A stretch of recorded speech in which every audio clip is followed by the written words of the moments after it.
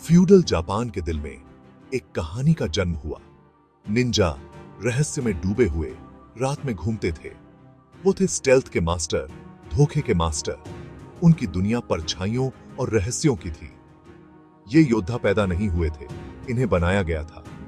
उन्होंने कठोर प्रशिक्षण का सामना किया, अपने शरीर और दिमाग को हद तक धकेला। उनका जीवन अपनी कला के लिए समर्पित था, अदृश्य हथियार बनने के लिए। निंजा योद्धाओं से बढ़कर थे, वे लचीलापन और दृढ़ संकल्प के प्रतीक थे।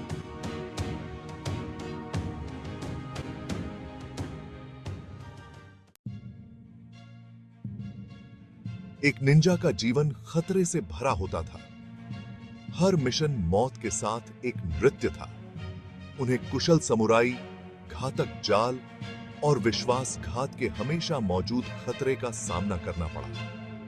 असफलता कोई विकल्प नहीं था, क्योंकि इसका मतलब अक्सर मौत होता था। फिर भी इन योद्धाओं ने चुनौतियों का स्वागत किया। वे विपत्ति में पनपे। हर बाधा, मौत के करीब का हर अनुभव उनके संकल्प को और मजबूत करता गया। ये वो मर्द नहीं थे जो ग्लोरी चाहते थे, बल्कि वो जो परछाइयों को गले लगाते थे।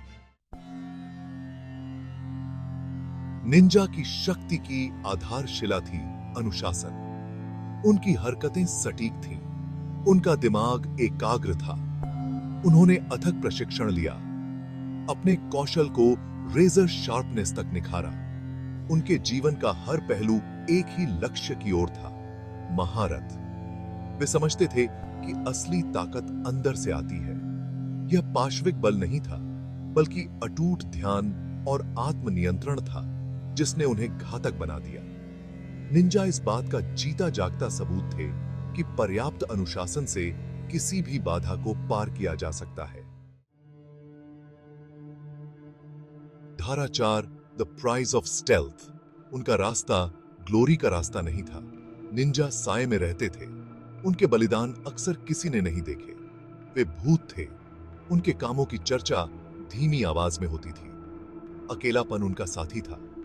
उनका जीवन आत्म बलिदान का प्रमाण था।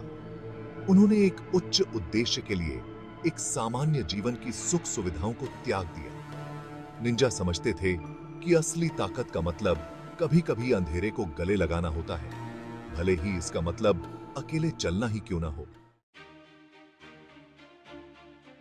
धारा 5, राइजिंग अबव। कठिनाइयों के बावजूद निंजा डटे रहे। वे अपनी चुनौतियों से ऊपर उठे, लेजेंड बने। उनकी कहानियों ने विस्मय और भय को प्रेरित किया, एक याद दिलाते हुए कि अंधेरे में भी प्रकाश प्रबल हो सकता है। वे साहस और दृढ़ संकल्प के जीवंत अवतार थे। उनकी कहानियों ने हमें याद दिलाया कि सीमाएं स्वयं थोपी जाती हैं। इतनी इच्छा शक्ति से हम किसी भी बाधा को पार कर सकते हैं।